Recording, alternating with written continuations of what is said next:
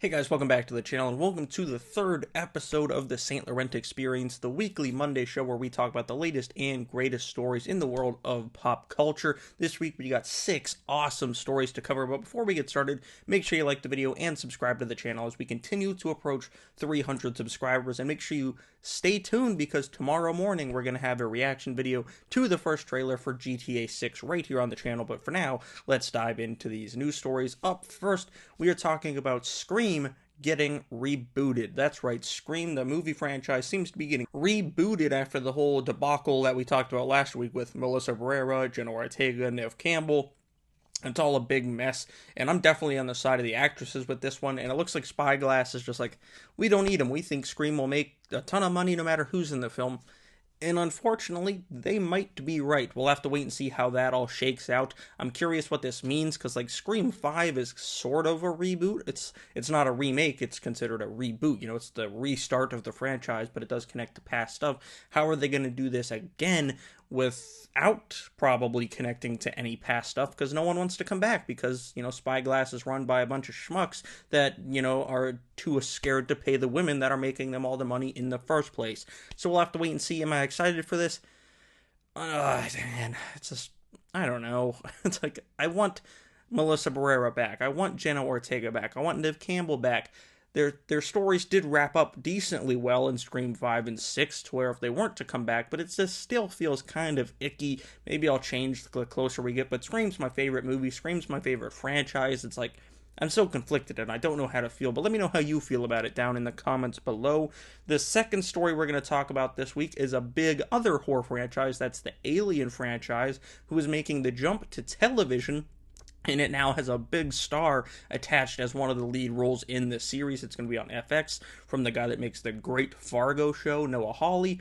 And now Timothy Olyphant, great actor. Speaking of Scream, he's one of the killers in Scream 2, Mickey, and he's going to be joining the role of, he's going to be joining the cast for this Alien TV show. He's going to be playing the mentor type role to the main protagonist. I think that's a great role for him. I love Timothy Olyphant, and he's no stranger to FX shows, of course, being on Justified, and, you know, he crushes on TV, he crushes on films. Timothy Olyphant's, I think, one of the most underrated actors that are working today. I hope we get to see him show up more in the Mandalorian stuff as Cobb Vanth. I wish we could have seen more Santa Clarita Diet, but you know, Netflix be gonna be Netflix, and so I'm stoked. I'm already excited for this Alien show. Adding a talent like Timothy Olyphant just gets me all the more excited for it. What do you guys think? You excited for Alien's first foray into television? I know I am. I think it takes place in the same world as the movies. I want to say it takes place between, like, Alien and Aliens, I think. Don't quote me on that, but I think that's true.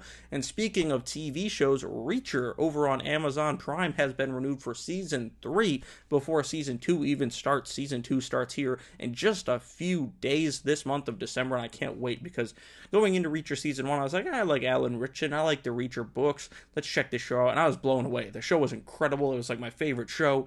And now we're getting Season 2, and they're dropping it week to week, which I do prefer nowadays because it makes me think and remember it longer. And now it's been renewed for Season 3, which just makes me even more confident that Season 2 is going to be awesome, just like Season 1 was. I hope we get 1,000 seasons of this. As long as Alan Ritchson can continue looking like a human Hulk, why not keep seasons of this show coming? Because it's truly incredible. If you haven't watched Reacher over on Prime, there's still time to watch the first season before Season 2 starts. Make sure you go check it out over on Prime Video.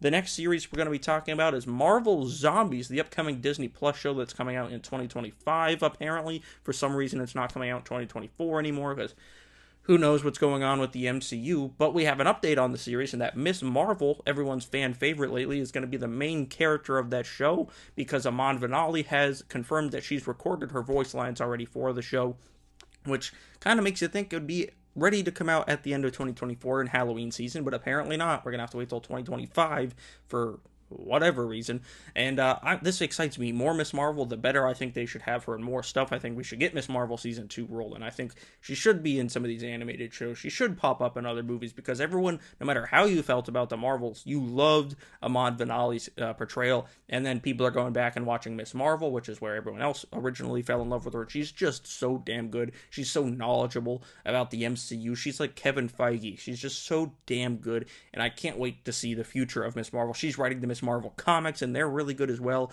Miss Marvel, the New Mutant. I think the trade paperback comes out in a few months. It's so good, and I think she's really got a strong grasp on her character, and she is the future of the MCU for sure. The fifth story we're going to be talking about is jumping back over to Prime Video. The Boys is getting a new spin-off. Working title is The Boys Mexico, and it's being brought to us by Diego Luna and Gael Garcia Bernal. Of course, you know that latter one from Werewolf by Night, and he's been in some other great stuff. And Diego Luna from Andor, from Narcos, he's incredible as well. And they both have collaborated many times over the last 2 decades. They're both great talents, and now they're going to be bringing their touch to the Boys universe, and this is The Boys Mexico.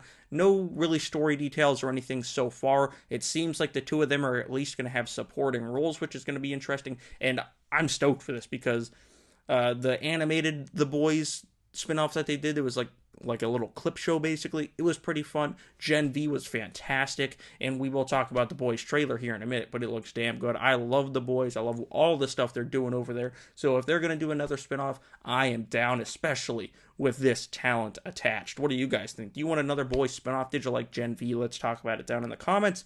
The last story is trailers palooza, because we're going to be talking about House of the Dragon, Fallout, and as I mentioned before, The Boys Season 4 trailer. With House of the Dragons, man, I cannot wait. I forgot how much I loved that show until I was watching the trailer, seeing all the characters, and I got so excited. I was like, oh my god, I can't wait for next summer. You got Daemon looking awesome. You got all the other characters looking cool. It's going to be interesting to see how, because it really looks like this season they're really going to start going to war, the Targaryens. So I can't wait to see what goes down. Of course, we know the end result, but I can't wait to see how it all unfolds, and just oh my god, that show's so good. House of the Dragon Season 2 confirmed to be coming out in summer of 2024. Hopefully it's June, early summer, so we don't have to wait as long.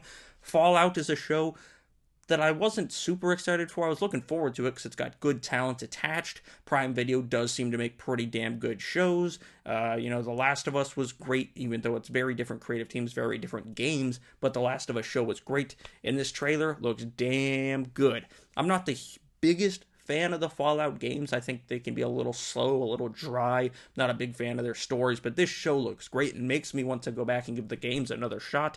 I do believe this takes place between Fallout 3 and 4. You got Walton Goggins in there as Ghoul, and you do see him as normal Walton Goggins, so I think we're going to see maybe the first episode, we're going to spend time with these characters before the bombs go off, and then we're going to see what life is like after the bombs go off. This show looks great. You see Dog in there, and I can't wait. The show looks cool as hell, and it's definitely making me want to go back and play some of the games, so I might have to do that before the show comes out in April. And speaking of Prime Video, their biggest trailer, I should say, for the week was for The Boys Season 4. I cannot freaking wait for The Boys Season 4. Homelander looks crazy malicious in this trailer. He's covered in blood at one point in the elevator. He's just doing MAGA rallies at one point in the trailer. You get introduced to the new hero on the 7, Firecracker. I'm sure she's going to be up to no good. Sure, she's going to be racist and have those old-timey values. You do see Black Noir in the trailer. If you've read the comics, you know what storyline they might be going with. I saw some people not wanting them to do that storyline, but I think they're probably gonna, at least some version of that storyline. You don't see a ton of Butcher in the trailer, which I thought was interesting. You get to see the first look of Jeffrey Dean Morgan's character, who we still don't know who he is, but he looks cool. He's gonna be allowed to do all his Negan stuff and actually full-on swear, no censorship at all, on Prime Video, which is gonna be fascinating. He had the best line in the trailer when he's like, "The Boys, that's a dog shit name," or something like that. It was just, I can't wait, dude. I love this show. I can't wait to see how the storyline continues. Of course, I know how it goes in the comics, but I can't wait to see how the show does it and what they incorporate and what they leave out.